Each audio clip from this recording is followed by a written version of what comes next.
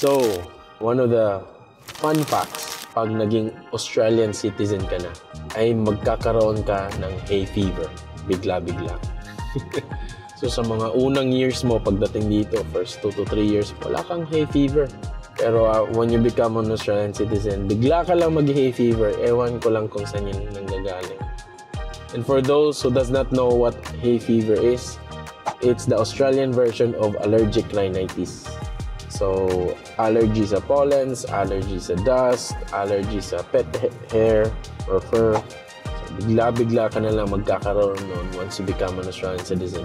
I don't know why, but it's something that everyone experiences over here. So, kayong mga wala pang hay fever, dadating din yan. Hintay-hintay lang kayo. Pagkatapos ng oath-taking nyo, bigla ka lang mag-hay fever. Bigla-bigla. Agree or disagree?